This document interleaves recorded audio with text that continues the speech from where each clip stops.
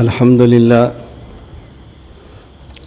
لله نحمده ونستعينه ونستغفره ونؤمن به ونتوكل عليه ونعوذ بالله من شرور أنفسنا ومن سيئات أعمالنا من يهده الله فلا مضل له ومن يضلل فلا هادي له ونشهد أن لا إله إلا الله وحده لا شريك له ونشهد أن سيدنا ومولانا محمدا عبده ورسوله أما بعد فأعوذ بالله من الشيطان الرجيم بسم الله الرحمن الرحيم اهدنا الصراط المستقيم صراط الذين أنعمت عليهم غير المغضوب عليهم ولا الضالين وقال الله تبارك وتعالى واعف عنا واغفر لنا وارحمنا أنت مولانا فانصرنا على القوم الكافرين وقال النبي صلى الله عليه وسلم اللهم اجعلني صبورا واجعلني شكورا واجعلني في عيني صغيرا وفي أعين الناس كبيرا اللهم صل على محمد وعلى آل محمد كما صليت على إبراهيم وعلى آل إبراهيم إنك حميد مجيد اللهم بارك على محمد وعلى آل محمد كما باركت على إبراهيم وعلى آل إبراهيم إنك حميد مجيد۔ ہر انگریزی ماہ کی پہلی جمعرات مغرب تا عشاء یہاں ہمارے ہاں ماہانہ خانقائی اجتماع ہوتا ہے۔ چونکہ آج کی مجلس میں تعداد زیادہ طلباء اور علماء کی ہے جو دورہ تحقیق المسائل میں شریک ہے، تو میں نے ان کی وجہ سے یہ بات عرض کی ہے کہ ہمارا ہر انگریزی ماہ کی پہلی جمعرات مغرب تا عشاء خانقائی اجتماع ہوتا ہے۔ اس میں سب سے پہلے بیان، اس کے بعد پھر ذکر، اور ذکر کے بعد جو لوگ بیعت کرنا چاہیں بیعت، اور اس کے بعد دعا۔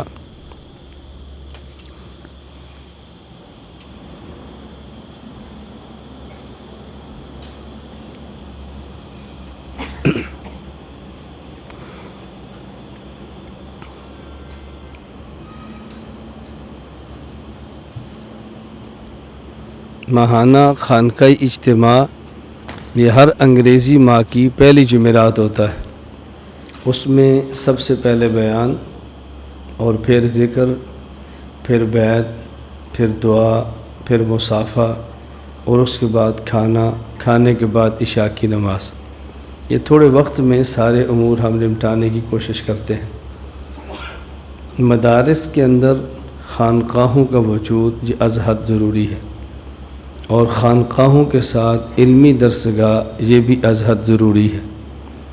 اگر علم ہو اور خانقائی نظام نہ ہو تو علم میں خشکی پیدا ہوتی ہے اور آدمی محبت الہیہ سے دور ہوتا چلا جاتا ہے، اور اگر کہیں خانقاہی نظام ہو اور ساتھ علمی درسگاہ نہ ہو اور شیخ صاحب علم نہ ہو تو پھر خدشہ ہوتا ہے کہ طریقت اس طرز پہ چلی جائے کہ جس میں بدعات کا غلبہ ہو۔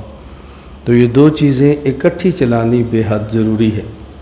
میں آپ علماء سے گزارش کرتا ہوں کہ آپ بھی جہاں علمی مرکز قائم فرمائیں اس کے اندر خانقائی نظام بنانے کی کوشش فرمائیں، اس کا بے حد فائدہ ہوگا۔ آپ حضرات بھی سنتے رہے ہیں اور ہم بھی اپنے اساتذہ سے یہ بات سنتے رہے ہیں۔ ایک وقت تھا کہ دارالعلوم دیوبند میں جھاڑو دینے والے خاکروب سے لے کر شیخ التفسیر تک سارے لوگ صاحب نسبت ہوتے تھے۔ اب ایک وقت تھا، وقت اب بھی ہو سکتا ہے، یہ کیوں نہیں ہو سکتا؟ ہمارے استاذ حضرت مولانا محمد اسلم شیخ پوری صاحب نور اللہ مرقدہ، میں نے نحمیر اور شرح میں تعامل ان سے پڑھی ہے۔ ہمیں استاد جی فرمایا کرتے تھے کہ آج بھی درسگاہ سے حسین احمد مدنی، اشرف علی تھانوی اور کفایت اللہ مفتی کفایت اللہ دہلوی، مولانا محمد الیاس کاندلوی، ایسے لوگ علامہ انور شاہ کشمیری آج بھی پیدا ہو سکتے ہیں، لیکن شرط یہ ہے کہ مسند تدریس پر شیخ الہند ہو۔ جب مسند تدریس پر محمود حسن نہ ہو تو پھر نیچے سے حسین احمد پیدا نہیں ہوتا۔ میں یہ مدرسین کی خدمت میں بات اس لیے عرض کرتا ہوں کہ طلباء کو کوسنے کی بجائے ہم اپنی فکر کریں۔ استاذ بدلتا جائے تو طالب علم بدل جاتا ہے، اور استاذ کی زندگی کمزور ہو تو طالب علم کی زندگی پختہ بہت کم ہوتی ہے۔ تو ہمیں اپنے آپ کو سنوارنا چاہیے، اور خانقاہ نظام کی بنیاد یہ ہے کہ انسان سب سے پہلے اپنی اصلاح کرے۔ میں نے آپ کی خدمت میں 2 جگہ سے قرآن کریم کی تلاوت کی ہے، اور ایک حدیث مبارک آپ کی خدمت میں پیش کی ہے۔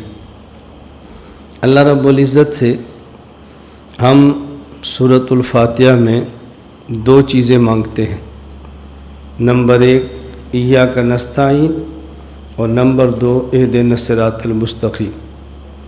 یہ قرآن کریم کا فاتحہ، قرآن کریم کا آغاز ہے، اور آخری 2 صورتیں وہ قرآن کریم کا خاتمہ اور قرآن کریم کا اختتام ہے۔ وہاں اللہ تعالیٰ سے 2 چیزوں سے پناہ مانگتے ہیں، اللہ تعالیٰ سے درخواست کرتے ہیں کہ ہمیں 2 چیزوں سے بچا لیں۔ نمبر 1 وہ شر جو دنیاوی ہے، اور ایک وہ شر جو اخروی ہے، یعنی ایک وہ شر کہ جس کا نقصان دنیا میں ہے، اور ایک وہ شر کہ جس کا نقصان آخرت میں ہے۔ قل اعوذ برب الفلق من شر ما خلق، یہ تمام مخلوقات کے شر سے اللہ ہمیں بچا دے جس کا نقصان ہماری دنیا میں ہوتا ہے۔ من شر ما خلق، یہ ایک ہی چیز سے پناہ ہے۔ آگے من شر غاسق اذا وقب، رات جب چھا جائے، ومن شر النفاثات فی العقد، جادو کرنے والے، النفوس اگر یہ صفت اس کی ہو، جادو کرنے والے لوگوں سے، ومن شر حاسد، اور حاسد کے شر سے۔ تو اصل من شر ما خلق ہے۔ آپ طلباء علماء جانتے ہیں بلاغت میں ایک اصطلاح چلتی ہے تخصیص بعد التعمیم۔ من شر ما خلق میں تعمیم ہے، تمام مخلوق کے شر سے بچا لے، بطور خاص رات کے شر سے، بطور خاص حاسد کے شر سے، بطور خاص جادو کرنے والے کے جادو کے شر سے۔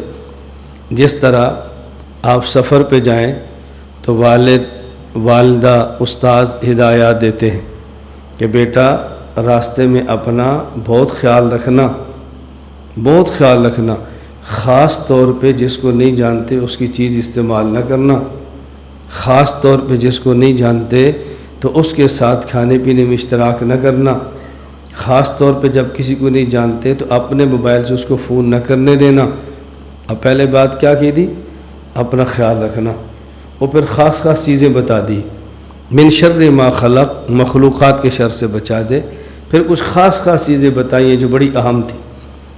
اسی طرح قل اعوذ برب الناس ملک الناس الہ الناس من شر الوسواس الخناس، یہ وسوسہ ایک ایسا شر ہے کہ جس کا انجام آخرت کی تباہی ہے۔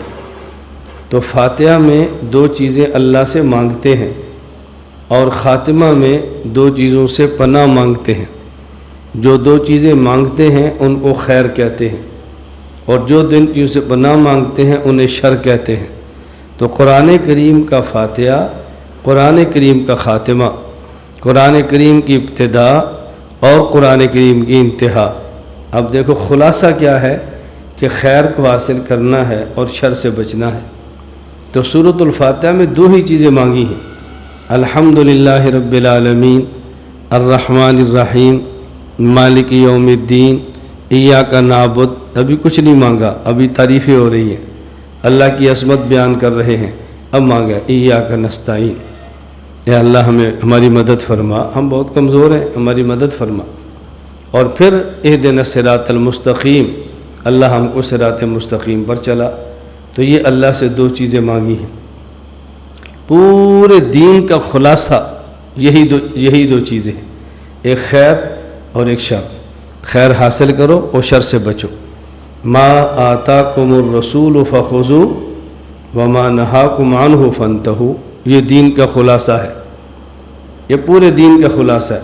फमन यामल मिस्काल ज़र्रतिन खैरन यरा वमन यामल मिस्काल ज़र्रतिन शर्रन यरा, ये पूरे दीन का खुलासा है, खैर का हुसूल और शर से बचना। आज दुनिया में खैर के हुसूल पर बात की जाती है और शर से बचने पर बात नहीं की जाती। ये बात अच्छी तरह ज़हन नशीन फरमाएं। बेहतरीन तबीब और जिस्मानी डॉक्टर वो होता है कि जिसके पास जब मरीज़ जाए वो अपने मरीज़ को दो चीज़ें बताए, नंबर 1 तूने क्या खाना है और नंबर 2 किस चीज़ से बचना है। ये है डॉक्टर। बुखार है तो डॉक्टर को आप कहते हैं क्या खाऊं, वो कहता है जो दिल करता है खाओ, क्या चीज़ ना खाऊं तुम्हारी मर्ज़ी है। आपको ये कैसा डॉक्टर है? तो डॉक्टर दवा और ग़िज़ा के साथ परहेज़ बताता है।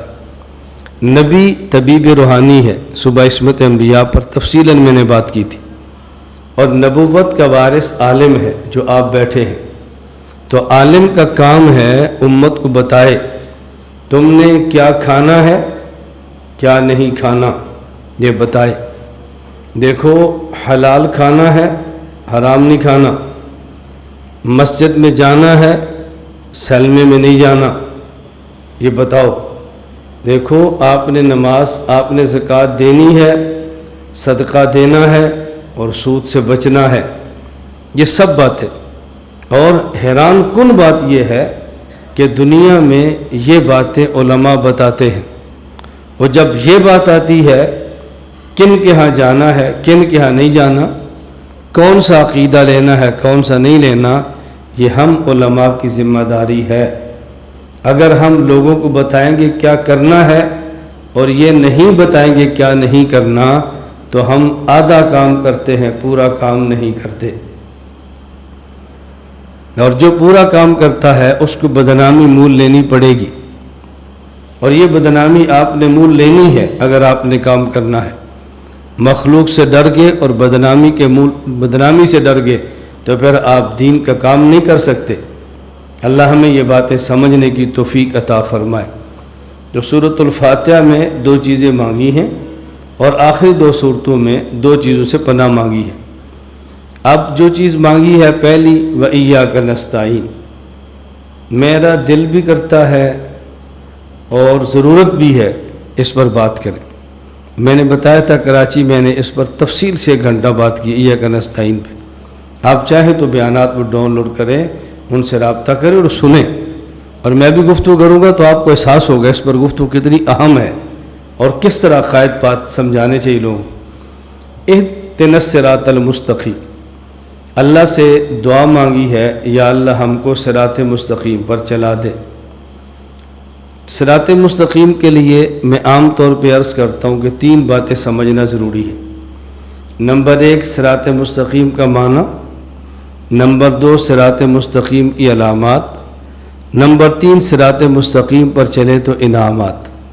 अब बात पूरी होती है, लेकिन इस वक्त मैं तफसीलात में नहीं जा रहा। इहदिनस सिरातल मुस्तकीम, या अल्लाह हमको सिरात मुस्तकीम पर चला दे। सिरात मुस्तकीम की अलामत क्या है? तवज्जो मेरी तरफ रखें आप। सिरातल्लज़ीन अनअमत अलैहिम, मेरे बयान की सबसे बड़ी बीमारी ये है कि तसलसल से न सुने तो बात समझ नहीं आती। तसलसल से नहीं सुनेंगे तो आपको बात समझ नहीं आएगी मैं कहना क्या चाहता हूँ, और जहाँ तक मैं लेकर जाना होता है सामे का ज़हन वहाँ तक नहीं जाता, वो आखिर में पता चलता है कि मैंने बात क्या कहनी थी। इहदिनस सिरातल मुस्तकीम, या अल्लाह हमको सिरात मुस्तकीम पर चला दे। सिरात मुस्तकीम की अलामत क्या है? सिरातल्लज़ीना अनअमत अलैहिम, उनके रास्ते पर चला जिन पर आपने इनाम फरमाया है। और जिन पर इनाम फरमाया वो कितने तबक़ात हैं? 4 हैं। अन्नबिय्यीन अंबिया, अस्सिद्दीक़ीन सहाबा, अश्शुहदा शहीद, अस्सालिहीन औलिया। इसका माना ये है कि सिरात मुस्तकीम पर चलने के लिए ज़रूरी है कि बंदा नबी के नक्शे कदम पर चले, लेकिन नबी तो अब है नहीं, صحابہ کے نقش قدم پر چلے. جب نبوت کا دروازہ بند ہے تو صحابیت کے بھی ختم آ گیا. جب رسول اللہ صلی اللہ علیہ وسلم دنیا میں آئے نبوت ختم ہو گئی. جب دنیا سے گئے صحابیت ختم ہو گئی. پھر تیسرا طبقہ شہداء کا. اللہ کے فضل سے ہم جری اور بہادر اتنے ہیں کہ شہید تلاش کرنے پڑتے ہیں. ہر جگہ پر شہید بھی نہیں ہے. اب کیا کریں؟ فرمایا والصالحین. پھر چوتھا طبقہ ہے اولیاء کا. توجہ رکھنا، چوتھا طبقہ ہے اولیاء. صراط مستقیم کی عالم مثال میں صورت یہ پل صراط ہے. صراط مستقیم پر چلیں گے تو پل صراط سے گزریں گے. صراط مستقیم پہ نہیں چلیں گے تو پل صراط سے نہیں گزر سکتے. پل صراط کے بارے میں آپ نے سنا ہے، ادق من الشعر و احد من السیف. تلوار سے تیز اور بال سے باریک. اور لمبا کتنا ہے؟ 500 سال چڑھائی، 500 سال گزرائی، 500 سال اترائی، 1500 سال کی مسافت. اب اس سے گزرے کیسے؟ ایک مولوی صاحب نے بیان فرمایا، نماز پڑھو، روزے رکھو، حج دو، حج کرو، زکوٰۃ دو، بگرنہ تم پل صراط سے نہیں گزر سکتے. پھر پل صراط کا معنی بیان کیا، تلوار بال سے باریک، تلوار سے تیز، 1500 سال کا سفر. ایک جٹ آدمی کھڑا ہوا، اس نے کہا مولوی صاحب جس کو تو پل صراط کہتا ہے نا، اس پر تو نمازیں پڑھیں تو پھر بھی نہیں گزر سکتے.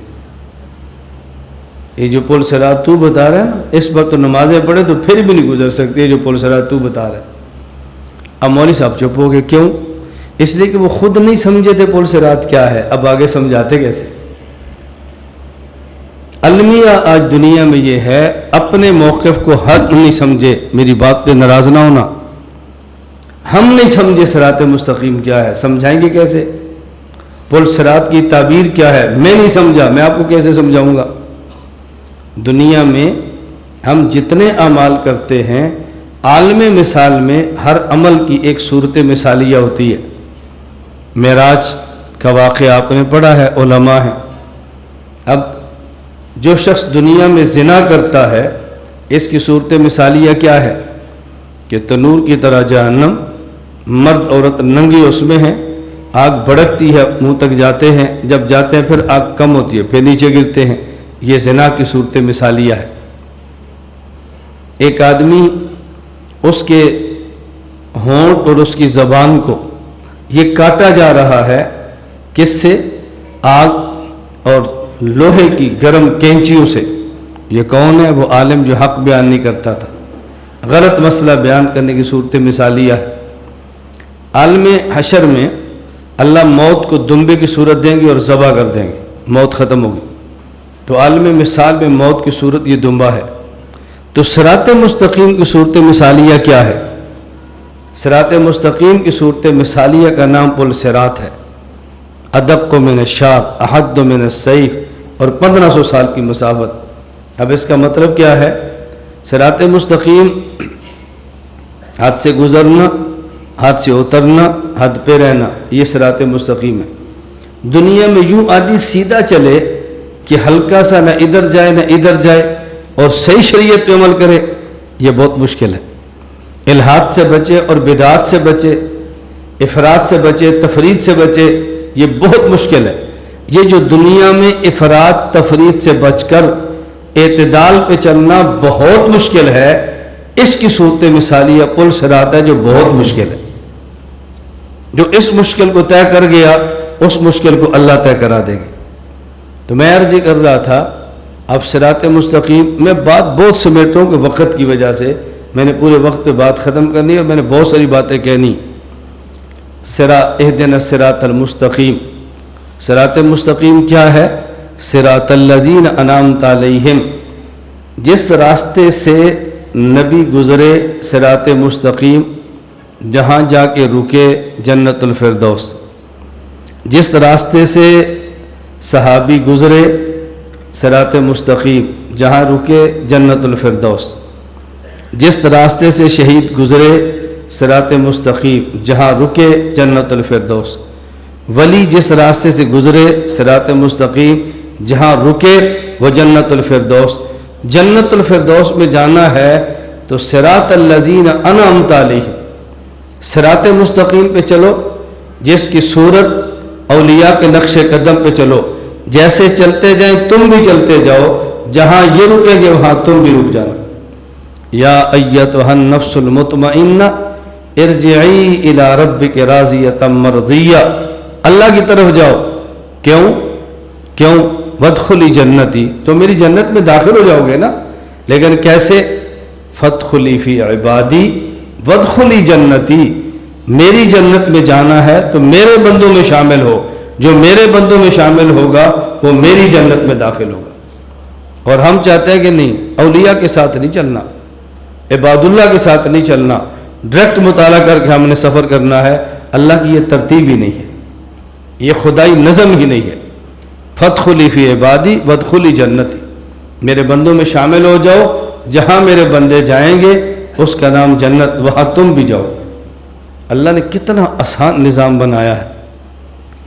اہدنا الصراط المستقیم صراط الذین انعمت علیہم، میں یہ بات صرف طلباء کے لیے کہنے لگا ہوں، عوام اس کو نہیں سمجھے گی۔ نحوی ترکیب میں بدل کی 4 قسمیں ہیں، ان میں بدل کی سب سے پہلی قسم ہے بدل الکل۔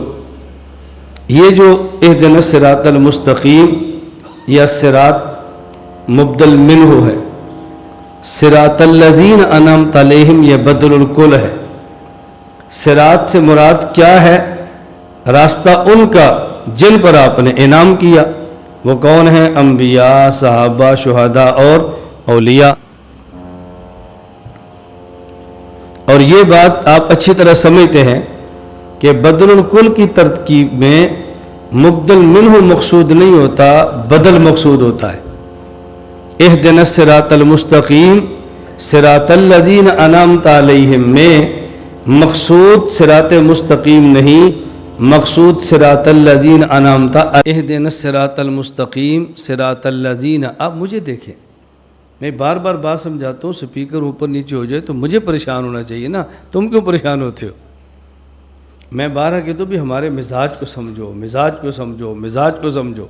تم ضابطے دیکھتے ہو، میں مزاج کی بات کرتا ہوں۔ اہدنا الصراط المستقیم صراط الذین انعمت علیہم، اہدنا الصراط یہ صراط مبدل منہ ہے، اور صراط الذین انعمت علیہم میں یہ بدل ہے اور بدل الکل ہے۔ اور بدل الکل کی ترکیب میں مبدل منہ مقصود نہیں ہوتا بلکہ بدل مقصود ہوتا ہے۔ معلوم ہوا اس آیت میں مقصود کیا ہے؟ صراط الذین انعمت علیہم۔ اس پر ایک علمی اشکال ہے، حکیم علوم تھانوی کے علوم دیکھو۔ علمی اشکال کیا ہے کہ جب بدل الکل کی ترکیب میں مبدل منہ مقصود نہیں ہوتا، بدل مقصود ہوتا ہے، اس کا معنی الصراط یہ غیر مقصود ہے، صراط الذین یہ مقصود ہے، تو اللہ کے کلام میں ایسا لفظ کیوں آیا جو مقصود ہی نہیں ہے؟ اللہ کے کلام میں ایسا لفظ کیوں آیا جو مقصود ہی نہیں ہے؟ اللہ تو مقصد کی باتیں کرتے ہیں، غیر مقصود لفظ تو اللہ ذکر ہی نہیں فرماتے، یہ بلیغ کلام کے بالکل خلاف ہے۔ اب دیکھو ایک نحویوں کا قاعدہ ہے، اور اللہ پاک نے الصراط مبدل منہ کی صفت المستقیم بیان فرمائی ہے جو کہ بدل الکل میں نہیں ہے، تو مبدل منہ میں ایک ایسی صفت لائے جو بدل الکل میں نہیں ہے، اس صفت کا مبدل منہ میں اضافہ کر کے بتایا کہ نحو میں تو بدل مقصود ہوتا ہے، مبدل منہ نہیں ہوتا، لیکن ہمارا قرآن ایسا ہے جہاں بدل الکل بھی مقصود ہے، مبدل منہ بھی مقصود ہے، اور یہ دونوں مقصود ہو، یہ نحو کے ضابطوں میں نہیں چلتا، کلام اللہ کے ضابطے نحو سے بھی بلند ہیں۔ اب یہ بات تو طلبہ علماء ہی سمجھ سکتے، باقی کو میں کیا سمجھاؤں گا، اور اس کی کیا قیمت ہے یہ وہی سمجھتے جس کا علمی ذوق، جس کا علمی ذوق نہ وہ نہیں سمجھتا میں نے کتنی قیمتی بات کی ہے، کتنی سستی ہے، کتنی قیمتی ہے۔ حضرت تھانوی رحمہ اللہ فرماتے ہیں نا کہ ایک بندہ تھا، اس نے شعر پڑھا، شعر، جب شعر اس نے پڑھا تو کسی نے کہا بھئی یہ شعر تو ماشاءاللہ شعر ہے اور لاکھوں کا شعر ہے، میں تجھے ایک شعر دیتا ہوں جو لاکھوں کا شعر ہے، دے دیا۔ جس کو لکھ کر دیا وہ بازار گیا اور دکان پر گیا، اس نے پیاز لیے، ٹماٹر لیے، آلو لی، گھر کا سامان، اس نے کہا پیسے، کہا یہ شعر لو۔ اس نے کہا میں نے شعر کو کیا کرنا، مجھے تو پیسے چاہیے۔ اس نے وہاں پہ جا کر استاد سے کہا تم نے کہا تھا شیر لاکھوں کا ہے، اس شیر کا تو ایک پاؤ آلو بھی کوئی نہیں دیتا۔ بادشاہ نے استاد نے کہا کہاں گیا تھا؟ کہا آلو والے کے پاس۔ اس نے کہا اس کو کیا پتہ شیر کیا ہوتا ہے، یہ جا بادشاہ کے دربار میں شیر پیش کر، پھر تجھے بتائے گا شیر کی قیمت کیا ہوتی ہے۔ قدر جوہر، کیا کہتے ہیں، قدر جوہر، جوہر کی قدر تو جوہری جانتا ہے نا، دوسرا نہیں جانتا۔ علمی نکتے کی قیمت کیا ہوتی ہے میں آپ کو کیسے بتاؤں؟ اللہ کی قسم اٹھا کر میں کہہ رہا ہوں، میں خلوت میں بیٹھا ہوتا ہوں، بس اوقات کو ایسے علمی نکتہ سامنے آتا ہے میری آنکھوں سے آنسو نکل جاتے ہیں، اور ایسے دل کرتا ہے کہ بندہ اٹھ کے ناچنا شروع کر دے کہ یار یہ کیسی عجیب بات حضرت تھانوی لکھی ہے، یہ کیسی بات فلان، جھومتا ہے بندہ۔ کبھی میں ایسے موزل قرآن کھول کے بیٹھوں نا اور موزل قرآن کے نقطے میں بتاؤں، آپ جھوم جائیں کہ حضرت شاہ صاحب نے کیا کمال جمع کیا اس تفسیر کے اندر۔ لیکن وہی میں نے کہا نا آپ کا مزاج، میں تو عربی کتاب دیکھتا ہوں، میں نے اردو کبھی زندگی میں دیکھی نہیں ہے، تو کیا مجھے اردو آتی ہی نہیں، یہ مت کیا دیکھی نہیں ہے، اگر آتی ہے تو پڑھ تحذیر الناس، پڑھ آب حیات، پڑھ مباحثہ شاہ جہان پر، پڑھ حکیم علوم تھانوی کے ملفوظات، تجھے سمجھ ہے اردو کے اندر علوم کتنے موجود ہیں۔ یہ کو آتی نہیں ہے، یہ مت کہو کہ میں نے پڑھی نہیں ہے۔ خیر، اللہ ہم سب کو صراط مستقیم پر چلا دے۔ اگر صراط مستقیم پہ چلنا ہے تو اولیاء کے ساتھ رہنا ہے، اولیاء کے ساتھ رابطہ رکھنا ہے، مشائخ کے نقش قدم پہ چلنا ہے، اس کے بغیر صراط مستقیم نہیں ملتا۔ تو دعا کریں اللہ ہم سب کو اولیاء کے ساتھ چلنے کی توفیق عطا فرمائے۔ اور اولیاء کے ساتھ چلنے کا سب سے ادنا اور آخری درجہ یہ ہے آدمی اولیاء سے پیار کرے۔ احب الصالحین ولست منہم لعل اللہ یرزقنی صلاحا، کم از کم پیار ضرور کرے، محبت ضرور کرے، ان کو نفرت کی نگاہ سے مت دیکھے، پھر دیکھنا اللہ پاک نوازتے کیسے ہیں۔ ایک تو میں نے یہ گزارش کرنی ہے کہ آپ صاحب علم ہیں، اپنا ذہن صاحب ولایت کا بناؤ، صاحب علم ہے مزاج صاحب تقوی کا بناؤ، اور یہ فیصلہ کرو کہ ہم نے علم کے ساتھ طریقت کو بھی لینا ہے، ہم نے علم کے ساتھ تصوف کو بھی لینا ہے، اور علم ظاہر کے ساتھ علم باطن کو بھی لینا ہے، اور ہم نے اولیاء کے ساتھ اپنا رابطہ مضبوط کرنا ہے انشاءاللہ العزیز۔ دوسری بات، ایک دعا قرآن کریم کی میں نے آپ کی خدمت پیش کی ہے، اللہ رب العزت سے دعائیں مانگنے کا بہت اہتمام فرمایا کریں، اور دعا ہر موقع کی جو ہے وہ بھی مانگیں، اور جو ضرورت کی ہے وہ بھی مانگیں۔ بعض مخصوص مواقع پر مخصوص دعائیں ہیں، اور بعض ہماری ضرورت کے دعائیں ہیں، اس کا تعلق کسی خاص موقع سے نہیں ہے، وہ ہر وقت مانگیں۔ یہاں ایک ضابطہ یاد رکھ لیں، دعائیں دو قسم کی ہیں۔ بعض دعائیں وہ ہیں کہ جو مخصوص اعمال پر مخصوص اوقات کی ہیں اور ان دعاؤں کے الفاظ متعین ہیں، اور بعض ایسی دعائیں ہیں کہ جن کے الفاظ متعین نہیں اور موقع متعین نہیں ہے۔ جہاں الفاظ اور موقع متعین ہو اس دعا کے لیے عموماً ہاتھ اٹھانا ثابت نہیں ہے، اور جس کے لیے موقع اور خاص وقت متعین نہ ہو اس کے لیے عموماً ہاتھ اٹھا کے دعا مانگنا ثابت ہے۔ یہ ضابطہ ذہن میں رکھ لیں گے تو پھر کہاں ہاتھ اٹھانا ہے کہاں نہیں اٹھانا، یہ سارے مسئلے حل ہو جائیں گے۔ اذان کے بعد دعا کے الفاظ متعین ہیں یا نہیں؟ بولیے۔ چلو اذان کو بعد میں رکھتے ہیں چونکہ ہم نے تو سمجھانی اذان ہے نا۔ جب کھانا کھانے لگے تو کھانے سے پہلے دعا کون سی پڑھنی چاہیے؟ بسم اللہ وعلی برکت اللہ۔ جب کھانا کھا چکے تو دعا کون سی پڑھنی چاہیے؟ الحمدللہ الذی اطعمنا وسقانا۔ اور جب کوئی کھلائے تو پھر دعا کون سی مانگنی چاہیے؟ اللہم اطعم من اطعمنا واسق من سقانا۔ ہمارے ایک دوست ہیں تو جب بھی دیکھو یہی دعا مانگتے، اللہم اطعم من اطعمنا واسق من سقانا۔ تو ایک ساتھی نے اس سے پوچھا یار تو الحمدللہ الذی اطعمنا کیوں نہیں پڑھتا؟ کہتا ہے وہ تب پڑھوں گا نا جب اپنے گھر سے کھاؤں گا، ہم تو ہمیشہ دوسرے دسترخوان پر ہوتے ہیں، اس لیے اللہم اطعم ہی پڑھتے ہیں، اطعمنی نہیں پڑھتے۔ اب دیکھو دعا یہ مانگنی ہے۔ جب سونے لگے تو دعا کون سی ہے؟ اللہم بسمک اموت واحیا۔ جب صبح اٹھیں تو پھر دعا کے الفاظ کون سے ہیں؟ الحمدللہ الذی احیانا۔ بازار میں جائیں تو الفاظ کون سے ہیں؟ چوتھا کلمہ۔ جب آپ مسجد میں داخل ہو تو الفاظ کون سے ہیں؟ بسم اللہ والصلاۃ والسلام علی رسول اللہ اللہم افتح لی ابواب رحمتک، اور جب نکلے تو الفاظ کون سے ہیں؟ بسم اللہ والصلاۃ والسلام علی رسول اللہ اللہم انی اسألک۔ تو آپ بتاؤ، جب کھانا کھاتے ہیں ہاتھ اٹھاتے، جب کھانے کے بعد ہاتھ اٹھاتے، مسجد میں جائیں تو ہاتھ اٹھاتے، مسجد سے نکلے تو ہاتھ اٹھاتے، سونے لگے دعا مانگے تو ہاتھ اٹھاتے، اور جب صبح سو کر اٹھے ہاتھ دعا مانگے تو ہاتھ اٹھاتے، اور اذان کے بعد دعا کے کلمات کون سے ہیں؟ اللہم رب ھذی الدعوۃ التامہ والصلاۃ القائمہ آت محمد الوسیلۃ والفضیلہ وابعثہ مقاما محمودا الذی وعدتہ انک لا تخلف المیعاد۔ الفاظ متعین ہے نا، تو جب الفاظ متعین ہوں تو پھر ضابطہ ہاتھ اٹھانے کا ہے نہ اٹھانے کا ہے، اس لیے اذان کے بعد ہاتھ نہیں اٹھاتے کہ ضابطے کا تقاضا یہ ہاتھ نہ اٹھاؤ۔ فرض نماز کے بعد آپ دعا مانگتے ہیں، تو فرض نماز کے بعد دعائیں متعین ہیں؟ بتائیں، غیر متعین ہے نا، کچھ منقول ہیں کچھ غیر منقول ہیں، چاہے تو وہ مانگ لیں چاہے تو کوئی اور مانگ لیں۔ تو چونکہ فرض کے بعد الفاظ دعا متعین نہیں ہے، اس لیے فرض کے بعد ہاتھ اٹھا کر دعا مانگنا یہ خلاف سنت نہیں ہے، اور اذان کے بعد ہاتھ اٹھا کے دعا مانگنا یہ خلاف سنت ہے۔ اب بتاؤ، ضابطہ ذہن میں رکھ لو گے تو الجھن نہیں ہوگی نا، کتنا آسان مسئلہ حل ہو جائے گا۔ اور آپ کو بہت سارے، اور یہ ذہن میں رکھ لیں، قواعد اکثری ہوتے ہیں، کلی نہیں ہوتے۔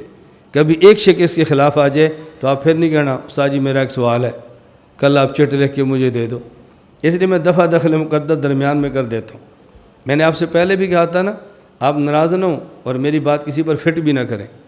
ہر ساتھ بہت سر سے خواہش ہوتی ہے ہم نے کمرے میں آ کر ملنا ہے، میں نے کہا میں کب منع کرتا ہوں، لیکن ان کو بات تو بتاؤ نا، کوئی خاص وجہ ہو، کوئی خاص بات ہو، میں کب منع کرتا ہوں؟ کمرے میں خاص چیزیں تھوڑی ہوتی ہیں، وہ تو ہوتے ہی سب کے لیے، لیکن وہ خاص تو ہو۔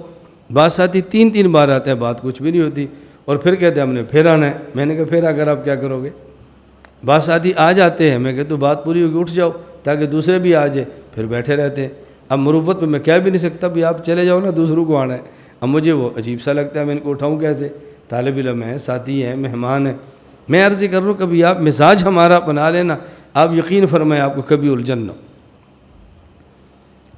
اور پھر اگر تعلق مضبوط بن جائے نا، بس پھر بہاریں لگ جاتی۔ یہ تعلق کیا چیز ہے، روحانی نسبت کیا چیز ہے، اولیاء سے تعلق سے دل کیسے کھنچتا ہے۔ اللہ کا شکر ہے مجھ پر، میرے پاس اس کے واقعات بھی ہیں، اور ایک نہیں کئی واقعات، کئی۔ میں ایک واقعہ عرض کر دیتا ہوں۔ عارف باللہ اقدس مولانا شاہ کی مختر صاحب نور اللہ مرقدہ کے ہاں میں 40 دن کے لیے خانقاہ میں ٹھہرا۔ میں نے مناظرے کا 40 دن کا کورس نہیں کیا، لیکن خانقاہ کا چلہ میں نے پورا لگایا ہے۔ جو میں نے چلہ لگایا ہے اس طرح میں نسبت کوئی نہیں کرتا، اور جو میں نے نہیں لگایا نسبت سارے کرتے۔ تو خانقاہ حضرت کا میں نے چلہ لگایا۔ حضرت کی خانقاہ میں نیچے خانقاہ ہے، اوپر کمرے ہیں۔ مجھے اوپر کمرہ دیا ہوا تھا۔ ایک دن ظہر کی نماز کے بعد میں تعلق بتا رہا ہوں شیخ کھینچتا کیسے ہے اور نسبت کیا چیز ہوتی ہے۔ ظہر کے بعد اوپر تھا تو میرے دل میں خیال آیا کہ یار حضرت کے کمرے میں جا کر حضرت کو ملنا چاہیے۔ میں کمرے میں نہیں جاتا، ہمیشہ مجلس میں بیٹھتا ہوں، آج کمرے میں جا کر ملے۔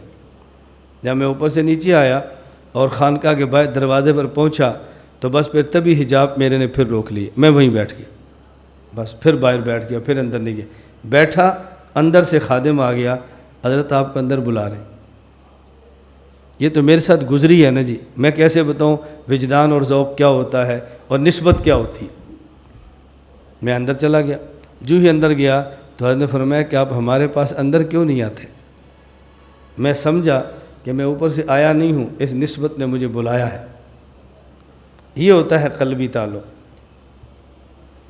میں نے جب رد فرقے باطلہ کے عنوان پہ کام شروع کیا تو سب سے پہلا جو میں نے 3 دن کا کورس علماء کو کرایا ہے وہ ضلع گجرات میں جگہ پنجن کسانہ، مولانا قاری اختر رحمہ اللہ فوت ہو گئے، ان کا مدرسہ ہے جامعہ حنفیہ۔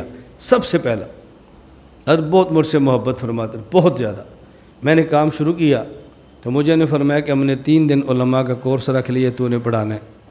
3 دن کورس طے ہو گیا۔ اب مجھے اندر الجھن شروع ہو گئی۔ الجھن کیا شروع ہو گئی کہ میری عادت ہے زبانی بیان کرنے کی، اوپر دیکھ کر میں بیان نہیں کرتا۔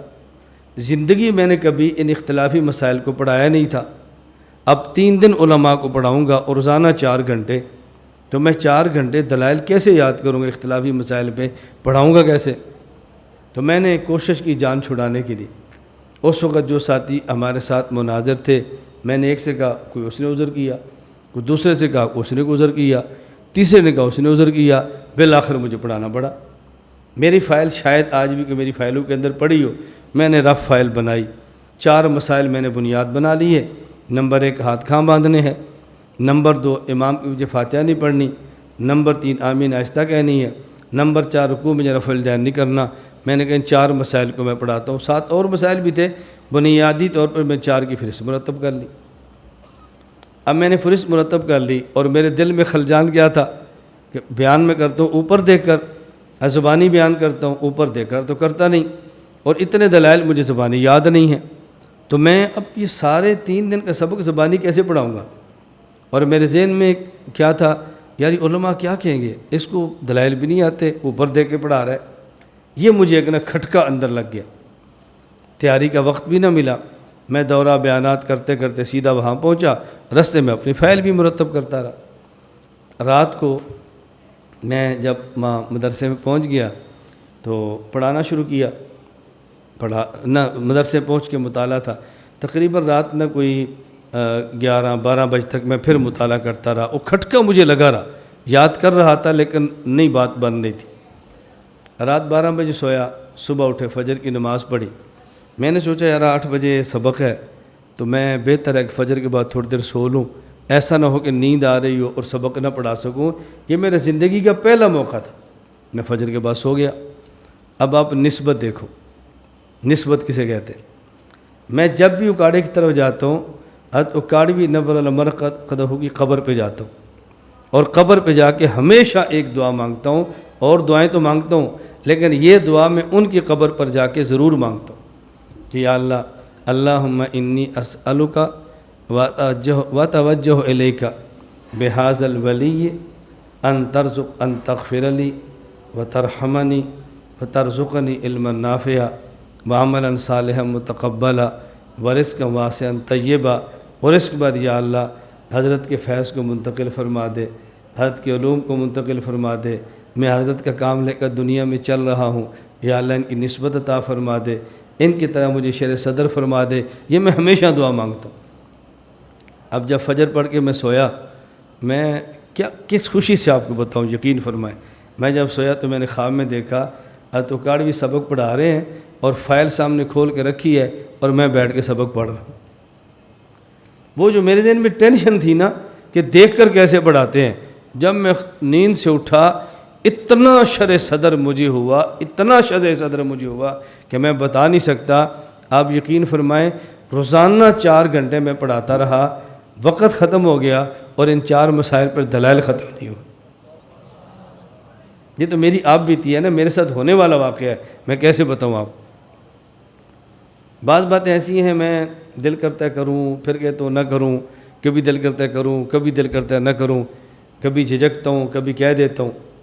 ابھی آج ایک طالب علم مجھے خط دیا، آپ بھی سے وہ ہے، اس نے کوئی خواب دیکھی تھی میرے بارے میں تھی، مجھے دی، میں اپنے بارے میں خوابیں نہیں بتاتا، میرے بارے میں جو خوابیں ہیں مبشرات پورا بنڈل ہے اور جمع ہے، اور میں نے حضرات سے کہا میرے مرنے کے بعد اس کو شائع کریں، میری زندگی میں اس کو شائع نہ کریں، بس اس کو چھوڑ دیں۔ میری اپنی بھی خوابیں ہیں، ایک میری خواب چھپی ہوئی ہے امام اہل سنت شیخ سرفراز دستخط کے ساتھ میری کتاب کے شروع میں چھپی، آپ اس کو دیکھ لیں۔ اور یہ جو بہاریں آپ دیکھ رہے ہیں یہ میں نے خواب دیکھی اور امام اہل سنت شیخ سرفراز کی تعبیر ہے، آپ جابچہ میں ہاتھ لکھی تعبیر بتا سکتا ہوں۔ یہ جو بہاریں آپ دیکھ رہے ہیں نا، خیر ہم خوابوں پہ بنیاد نہیں کرتے، لیکن ویسے میں کہہ رہا ہوں اب مجھے نہیں سمجھ آ رہی میں بتاؤں نہ بتاؤں کیا کروں۔ آج عصمت انبیاء کا میں نے مسئلہ پڑھایا، بتاؤ کتنا اہم مسئلہ ہے۔ اور میں جو دوپہر کو سویا میں نے خواب میں دیکھا کہ دجال آیا ہے اور دجال کو میں نے اپنے ہاتھوں سے قتل کیا۔ اب اس کی تعبیر آپ کیا نکالیں گے مجھے نہیں پتا، میں اس کی تعبیر یہ سمجھتا ہوں کہ عصمت نبوت کے خلاف بہت بڑا فتنہ ہے، اور چونکہ اس پر میں نے سبق پڑھایا ہے تو اللہ نے خواب میں بتایا کہ یہ فتنوں کا تعاقب کیسے ہوتا ہے۔ میں آپ کو اللہ کی قسم بتا نہیں سکتا کہ شرح صدر سے ہم مسائل چلاتے ہیں۔ میں عرض یہ کر رہا تھا کہ پہلی بات میں نے عرض کی کہ اکابر، اولیاء، مشائخ طریقت، ان سے ربط کا اہتمام کریں۔ دوسری بات، دعائیں مانگنے کا اہتمام کریں۔ میں نے آپ کی خدمت میں 2 دعائیں پڑھی ہیں، ایک قرآن کریم کی اور ایک حدیث پاک والی۔ قرآن کریم میں جو دعا ہے ہم اللہ رب العزت سے مانگتے ہیں، لیکن سمجھ کر مانگیں۔ دعا مانگیں اور سمجھ کر مانگیں۔ دعا کیا ہے؟ واعف عنا واغفر لنا وارحمنا۔ ان 3 الفاظ کا معنی میں وہ کرتا ہوں جو مفتی بغداد علامہ علوسی رحمہ اللہ نے روح المعانی میں کیا ہے۔ کیا عجیب تفسیر کی ہے، بندے کو پڑھ کے رشک آتا ہے۔ علامہ علوسی رحمۃ اللہ علیہ بہت غریب آدمی تھے۔ اب دیکھو تھوڑا سا جنریٹر بند ہوا تو بات سمجھ آتی ہے۔ علامہ علوسی فرماتے ہیں کنت اطالع الکتب فی ضوء القمر، میرے پاس دیے کے پیسے نہیں ہوتے تھے، میں چاند کی روشنی میں مطالعہ کیا کرتا تھا۔ میں بہت غریب آدمی تھا، بہت غریب طالب علم تھا۔ میں طلبہ کو بات کہتا ہوں، جتنا غریب طالب علم میں تھا شاید اتنا غریب طالب علم تم میں سے کوئی نہ ہو۔ پورا سال گزرتا اور مجھے گھر سے 1 روپیہ بھی نہیں ملتا تھا۔ کوئی ایسا غریب طالب علم آپ نے دیکھا ہوگا؟ کراچی میں پڑھتا تھا، اولا پورے سال 1 روپیہ نہیں، ثانیہ میں 1 روپیہ نہیں، ثالثہ میں گھر سے پیسے نہیں آتے تھے۔ میرے ساتھ جو طلبہ میرے تکرار میں ہوتے وہ جمعرات کو جاتے، اور جب جمعے کے دن شام واپس آتے تو کوئی میرے لیے بریانی لاتا، کوئی مجھے 5 روپے دیتا۔ زمانہ طالب علمی سے اللہ رب العزت نے طلباء میں مجھے محبوبیت بہت دی تھی، اور جامعہ بنوریہ میں پڑھتا تھا اولا میں۔ مجھے یاد نہیں ہے کہ مجھ سے بعد کوئی طالب علم کبھی سویا ہو، اور مجھے یاد نہیں ہے جامعہ بنوریہ مجھ سے پہلے کوئی اٹھا ہو۔ یہ جو میرے ساتھ پڑھتے جا کر ان سے پوچھے۔ فجر کی نماز کے بعد میں ہمیشہ معمول تھا فجر سے لے کے اشراق تک بنوریہ کی مسجد کے محراب میں بیٹھ کے تلاوت کرتا۔ پرانی مسجد جہاں غیر ملکی نماز پڑھتے ہیں، اس مسجد کے محراب کا دروازہ بھی نہیں ہوتا تھا اس وقت کی بات۔ عصر کے بعد پورا بنوریہ کھیلتا تھا، واحد اکیلا میں طالب علم تھا عصر سے مغرب تک جو مسجد میں بیٹھ کے قرآن کی تلاوت کرتا تھا۔ میں بتا رہا ہوں محبوبیت کیوں تھی۔ آپ یہ چٹا تو ویسے نہیں، کالا سا تھا، کالوں سے کون پیار کرتا ہے؟ کالا بھی ہو، غریب بھی ہو، پنجابی بھی ہو، کون اس مسکین کو پوچھے گا؟ لیکن طلبہ بہت مجھ سے محبت کرتے اور تکرار ہمارا ہوتا تھا۔ ارشاد الصرف کے 85 قوانین مجھے ایسے یاد جیسے فاتحہ یاد ہوتی، اور میں قسم اٹھاؤں تو جھوٹ نہیں ہے کہ جتنی ارشاد پڑھی ہوتی سال کے آخر تک اتنی ارشاد روزانہ میں پڑھ کے سوتا تھا۔ کوئی ناغہ نہیں ہوتا تھا میرے سفر میں کہ میں ارشاد پڑھے بغیر سو، پوری میں نے یوں یاد کی۔ آج بھی ہمارے ارشاد صرف کے استاد مولانا عبدالحمید صاحب ہاں ناظم تعلیمات ہیں، کبھی ان سے پوچھے تو آپ بتائیں۔ میں کبھی پہ صرف پہ آپ کو دلچسپ واقعہ سناؤں گا کہ ثلاثی مجرد کی تعریف میں ہم نے کیا لڑائی لڑی ہے۔ درجہ اولا والے سال آپ سن کے دنگ ہوں گے کہ ثلاثی مجرد کی تعریف میں بھی کوئی لڑائی ہوتی ہے، کوئی اس پہ بھی گفتگو ہوتی ہے۔ خیر، علامہ علوسی رحمہ اللہ لکھتے ہیں واعف عنا، اے اللہ درگزر فرما، اور معنی کیا بیان کیا؟ امح آثار ذنوبنا، اے اللہ ہمارے گناہوں کے نشانات مٹا دے، اے اللہ ہمارے گناہوں کی علامات مٹا دے۔ اور یہ کیوں کیا ہے؟ آثار گناہ 3 ہوتے ہیں، وہ جگہ جہاں آدمی گناہ کرتا ہے، یومئذ تحدث اخبارہا بان ربک وحالہا، یہ زمین قیامت کے دن گواہی دے گی۔ نمبر 2، انسان کے اعضاء گواہی دیں گے، الیوم نختم علی افواہہم وتکلمنا ایدیہم وتشہد ارجلہم، یہ ران بولے گا زنا کیا ہے، شرمگاہ بولے گی اس نے بد کرداری کی ہے، جسم بولے گا فلاں نامحرم سے لپٹتا تھا، یہ اعضاء گناہ گواہی دیں گے قیامت کے دن۔ نمبر 3، کرامن کاتبین یعلمون ما تفعلون، فرشتے گواہی دیں گے۔ اور ہم دعا کیا مانگتے ہیں؟ واعف عنا امح آثار ذنوبنا، اے اللہ ان گناہوں کے نشانات کو مٹا دے۔ اب اس کی شرح حدیث سے سمجھیں۔ حدیث پاک میں ہے اذا تاب العبد، جب بندہ گناہوں سے توبہ کرتا ہے، انس اللہ ذالک الحفظہ، اللہ وہ گناہ فرشتوں کو بھلا دیتے ہیں، کرامن کاتبین، وجوارحہ، اعضاء کو بلا دیتے ہیں، وتکلمنا ایدیہم، اور ومعالمہ من الارض، اللہ زمین کو بلا دیتے ہیں، یومئذ تحدث اخبارہا حتی یلقی اللہ ولیس علیہ شاہد من اللہ بذنب، یہ قیامت کے دن خدا کے دربار میں یوں آئے گا کہ اس کے خلاف کوئی گواہی دینے والا نہیں ہوگا۔ واعف عنا، اگر یہ دعا قبول ہو جائے، امحو آثار ذنوبنا۔ اب یہ علامہ علوسی کی آپ شرح روح المعانی میں پڑھ لو اور کسی فقیر سے اس کی شرح براہ راست نہ سنو تو آپ کو علوسی کی شرح بھی سمجھ نہیں آنی۔ میں کبھی کراچی جا کر کہتا ہوں بھائی معرف القرآن کراچی میں لکھی گئی ہے، معرف القرآن کے جملہ ہم فقیروں سے سنو جو پنجاب سے آ کر تمہیں کراچی کے علوم سمجھاتے ہیں۔ یہ ہمارے علوم نہیں ہے، کراچی کے علوم ہے، لیکن سمجھو اس کو، اب معرف القرآن کی جگہ کا مطالعہ کرو۔ پھر علامہ علوسی فرماتے ہیں واغفر لنا، اے اللہ ہمیں معاف فرما دے۔ کیسے معاف کر؟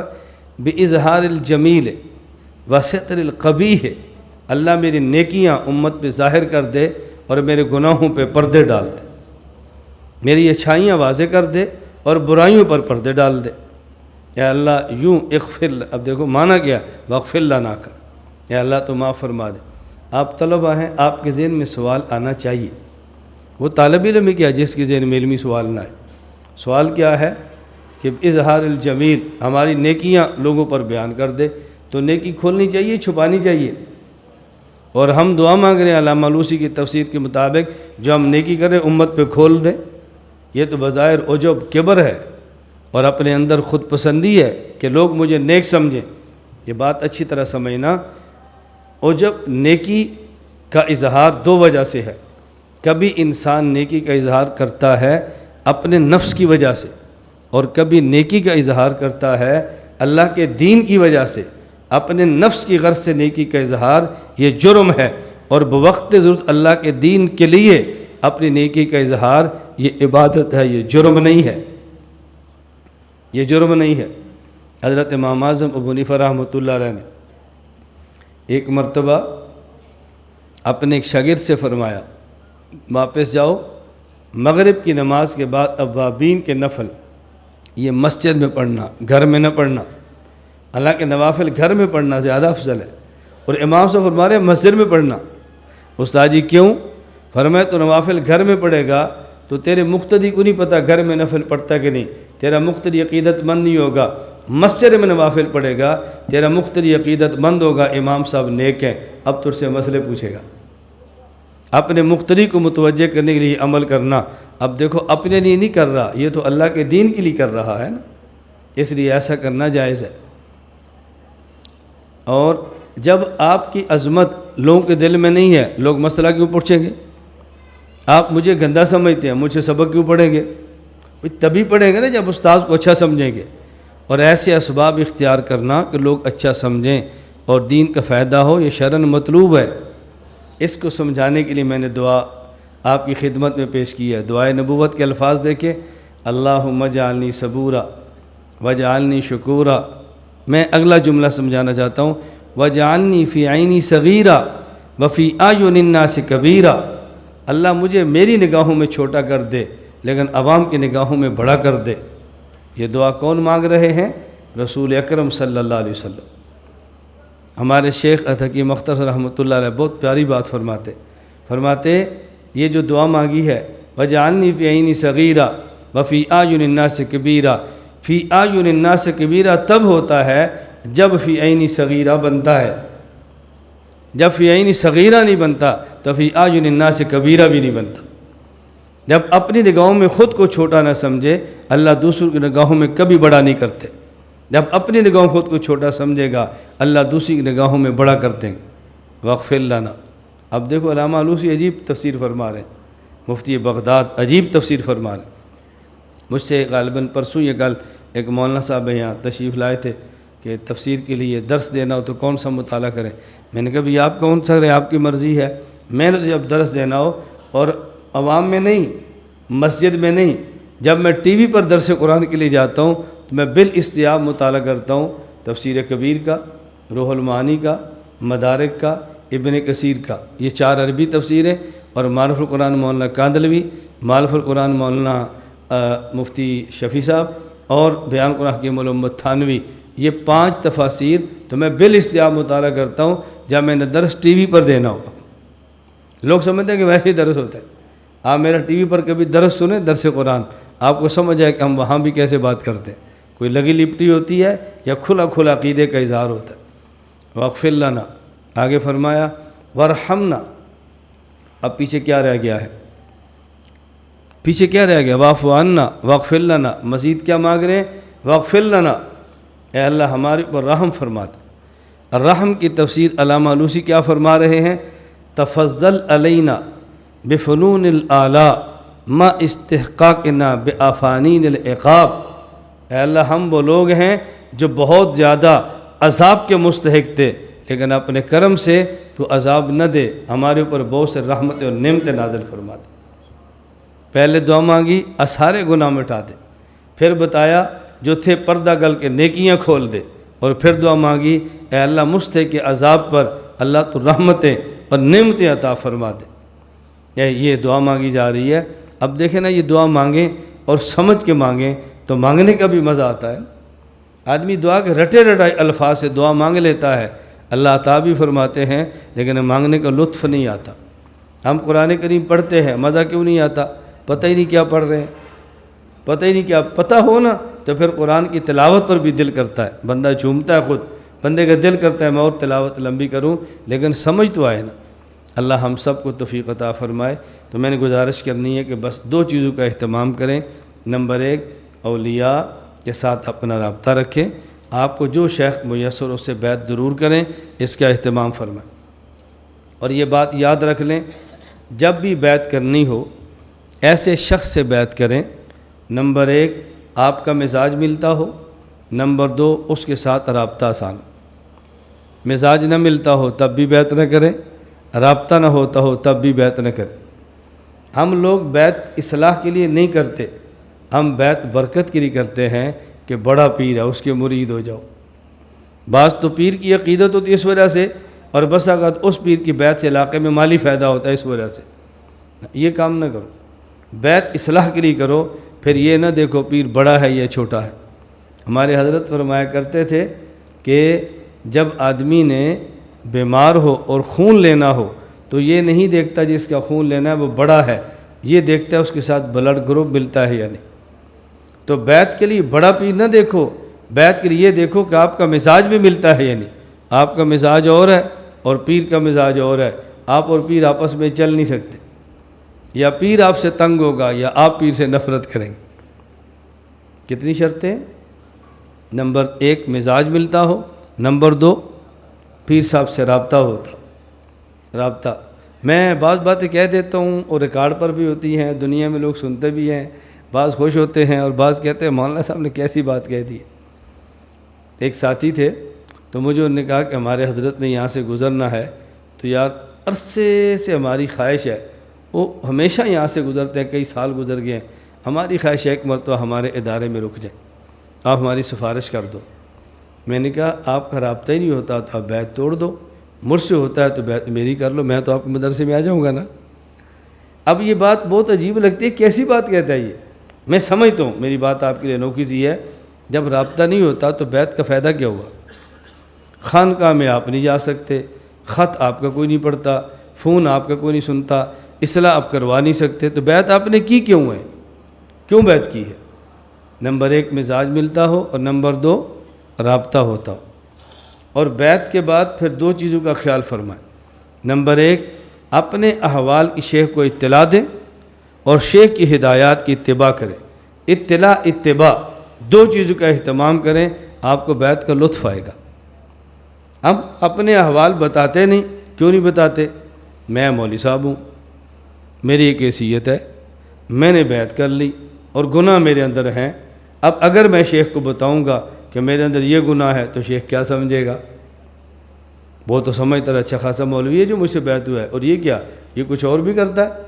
بس یہ شیطان کا دھوکہ ہے جو مجھے اپنے شیخ کو حالات نہیں بتانے دیتا۔ ہمارے حضرت فرمایا کرتے تھے کہ شیخ کو کم از کم ایسے ہی سمجھ لو جیسے ماں کو سمجھتے۔ جب ماں کو پتہ چلے میرے بچے نے اپنے پیمپر میں پارٹی کی ہے، پخانہ کیا ہے، ٹٹی کی ہے، تو ماں بچے سے نفرت نہیں کرتی، جتنا جلدی ہو سکے ٹٹی کو دھوتی ہے، پیشاب دھوتی ہے، بیٹے کو صاف کرتی ہے۔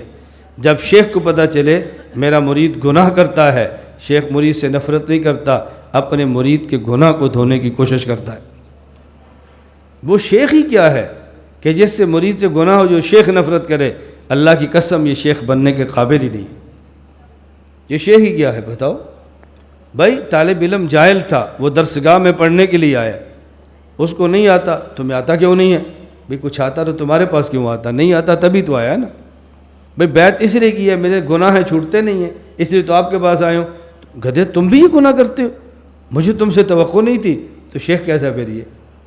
کچھ باتیں باپ اولاد کو کہتا ہے، وہ باتیں شیخ نہیں کہتا۔ اس لیے شیخ کو اپنے احوال کی اطلاع دو، اور جب وہاں سے ہدایات آ جائیں تو پھر اتباع کرو، پھر دیکھو زندگی بدلتے کیسی۔ تو 2 شرطیں بیعت کرنے کے لیے: مزاج ملتا ہو، نمبر 2 شیخ کے ساتھ رابطہ ہو سکتا ہو، اور اس کے بعد پھر شیخ کو احوال کی اطلاع دیں اور شیخ کی ہدایات کی اتباع کریں۔ زندگی بدل جائے گی، کچھ تکلیف ہوگی، نفس پہ کنٹرول کرنا پڑے گا، کچھ چیزیں برداشت کرنی پڑیں گی، لیکن انجام انشاءاللہ اس کا بہت اچھا ہوگا۔ میں اس لیے آپ کی خدمت میں عرض کر رہا ہوں، ہمارے ہاں تو بیعت چلتی ہے، میرے ساتھی کہتے بھی ہیں، میں نہ زور دیتا ہوں، نہ ترغیب دیتا ہوں، نہ متوجہ کرتا ہوں، یہ ضرور کہتا ہوں کہ آپ اپنے علاقے میں اپنے اساتذہ سے جن سے آپ کا رابطہ ہو سکتا ہو اور مزاج ملتا ہو، آپ ان سے بیعت کریں ضرور۔ اور میں تو ایک بات ساتھی کو سمجھایا کرتا ہوں، بھئی امیر اور پیر ایک رکھو، بس میری تو شرط ہے، جس نے ہمارے ساتھ کام کرنا ہے نا، امیر اور پیر ایک رکھو۔ امیر اور ہے، پیر اور ہے، پھر مسائل پیدا ہوتے ہیں۔ بھئی آپ نے آئندہ جمعرات آنا ہے، استاد جی میں نے آنا تو ہے لیکن اگلی جمعرات تو میرے اپنے پیر صاحب کا اجتماع ہے، اب نہیں آئے گا۔ اور اگر پیر بھی اس کا میں ہی ہوتا تو پھر اس کا مسئلہ کوئی نہیں تھا۔ میرا اللہ کا کتنا شکر ہے، میں آپ کو کیا بتاؤں۔ ہماری تینوں بیویاں بھی میری ہیں، مرید بھی میری ہے، بیویاں بھی میری ہیں، مرید بھی میری ہے، میں خاوند بھی ہوں، شیخ بھی ہوں۔ اور ایسا دنیا میں تلاش کرنے سے کرے عرض پہ آپ کو بندہ نہیں ملے گا کہ جس کی بیوی ہے اس سے بیعت کرتی ہوں۔ بیوی شیخ سے بیعت کرے، یہ بڑا مشکل کام ہے۔ جتنے شیخ کے معاملات خامد کے وہ جانتی ہے، دنیا میں کوئی نہیں جانتا۔ وہ رازدان ہوتی ہے، وہ لباس ہوتی ہے، لباس سے زیادہ کون بندے کے جسم کے آپ جانتا ہے۔ میں اس پر اللہ کا شکر ادا کرتا ہوں۔ ہمارے مدرسے کے اساتذہ یہ میرے شاگرد بھی ہیں، میرے مرید بھی ہیں۔ ایسا کون سا مدرسہ ہوگا جس محتمم کے اساتذہ سارے اس کے مرید ہوں۔ میرے بھائی بھی مجھ سے بیعت ہے، بھائی خبیب بھی مجھ سے بیعت ہے۔ اس لیے ہمارے دیکھیں آپ کتنے دن سے آئے ہیں، کوئی آپ کو ٹینشن نظر آ رہی ہے؟ کوئی اساتذہ میں اختلاف نظر آ رہا ہو، کوئی مسئلہ؟ نہ ہم نے ایک بات سمجھائی ہے، بھائی ایک امیر وہی پیر، بس پھر دیکھو زندگی آسان کتنی ہوتی ہے۔ ہم پیر اور بناتے ہیں، امیر اور بناتے ہیں، بس ہمیشہ پھٹا رہتا ہے، پھر ہمیشہ جھگڑے رہتے ہیں، ہمیشہ چیزوں پر تقسیم ہوتے ہیں۔ آج ایک طالب علم تو مجھے ان کا خط آیا تھا، شاید بعد میں ملیں گے، کہ میرا ارادہ تو بہت ہے میں آپ کا تخصص کروں، لیکن مجھے کچھ اشکالات۔ ایک تو میں نے سنا ہے تخصص میں 70 بندے ہوتے ہیں، تو آپ توجہ کیسے دیتے ہوں گے؟ بھئی یہ تو آپ پڑھیں گے تو پتہ چلے گا توجہ کیسے دیتے ہیں۔ میں نے سنا ہے کہ یہاں تخصص کر کے پھر تخصص میں افتاء کے کسی اور جگہ گیا ہے، اس سے مجھے شک پڑا کہ یہاں افتاء صحیح نہیں ہوتا۔ تو میں نے کہا بعض اور جگہ افتاء میں تخصص کر کے ہمارے پاس آتے ہیں، ان کے بارے میں پھر آپ کیا کہیں گے؟ کوئی ہمارے پاس سال لگا کے سال کے لیے جاتا ہے، کوئی سال لگا کے ہمارے پاس تخصص کے لیے آتا ہے۔